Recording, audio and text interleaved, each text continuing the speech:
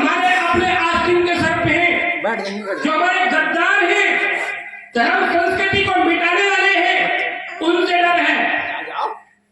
मैं आपको बताना चाहता हूं कि जिनकी आप बुराई कर रहे हैं, आप उनकी बहन बेटियों को देखिए। उनकी बहन बेटियों की या तो 2 आंखें दिखाई देती है या फिर पैर के 2 पंजे दिखाई देते हैं।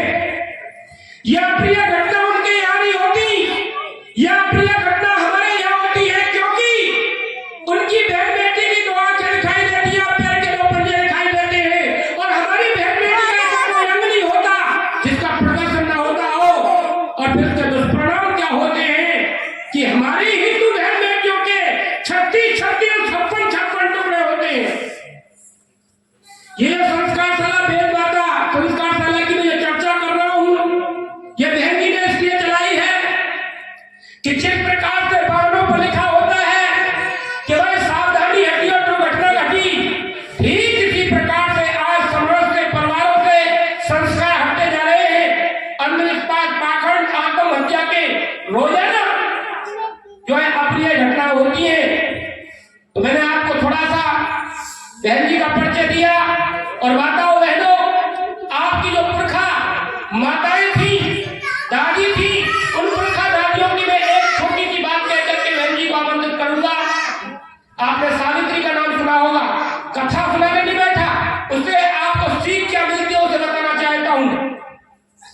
जब सत्यवान के प्राण लेकर के यमराज महाराज चल दिए तो सावित्री पीछे पीछे होली। जब सावित्री पीछे पीछे होली तो यमराज ने पूछा कि बेटा तू कहाँ आती है? तो उसने कहा तुम मेरे पति के प्राण ले जा रहे हो और मुझसे पूछते तू कहाँ आती है? या तो मेरे पति के प्राण वापस करिए या फिर मुझे भी इन्हीं के साथ ले चलिए। यमराज महाराज ने बहुत लंबा उपदेश किया, बेटा इसका समय पूरा हो गया है, नहीं तो हम तेरे प्राण ले सकते और न इसके छोड़ सकते, तू जिद छोड़ और पीछे लौट जा। इसने कहा नहीं, या तो इनके प्राण वापस करिए या फिर मेरे प्राणों को भी ले लीजिए। जब इसने बहुत ज्यादा जिद की तो इसकी जिद पे रहम खाकर के यमराज ने कहा कि इसके प्राणों के बदले मैं वरदान दे सकता हूं, इसके प्राण वापस नहीं कर सकता। माताओं, इस तरीके से घर परिवार में जीने की आवश्यकता है। वो किस प्रकार से वरदान मांग रही है यमराज से कि यमराज महाराज यदि आप वरदान देना ही चाहते हैं तो सुनो मैं क्या मांग रही हूं। त्रिवाचा भैया मुझे विश्वास नहीं कि तुम वरदान दे पाओगे।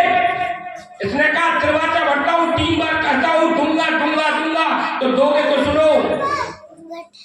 मेरा शुक्र अपने नाती को सोने के कटोरे में दूध पीता देखे। यमराज महाराज ने कहा तथास्तु एवमस्तु। प्रवेश जी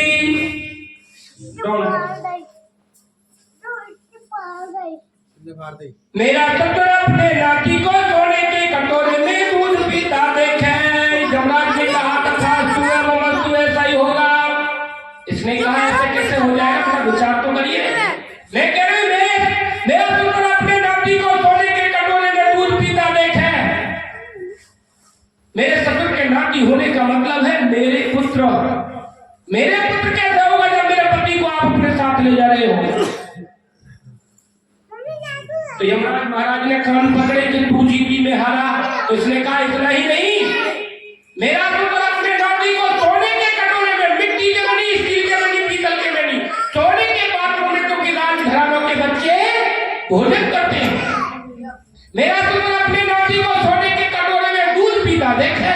पानी, चाय, मट्ठा नहीं, दूध पीता, क्योंकि दूध से ही सारे खाद्य पदार्थ बनते हैं, चाहे कलाकंद, रबड़ी या बंसी या कुछ भी है, वो सब किस बनता है? दूध से। और कहावत भी है जिस घर में दूध होता है उसी में देवता निवास करते हैं। मेरा ससुर अपने नाती को सोने के कटोरे में दूध पीता देखे। देखने का मतलब है कि जो उनको शराब लगा हुआ है, अंधे धुंधे का मेरा राजपाट लुट गया है, वो सारा वैभव लौट करके वापस आ जाए। तो ऐसी सूझबूझ की, ऐसी समझदारी की आवश्यकता है घर और परिवार में चलने के लिए, तब ये परिवार ठीक चल पाएंगे। अब आइए बहुत सुंदर विचार लेकर के बहन प्रिया जी आपके सामने प्रस्तुत है बेप्रिया जी।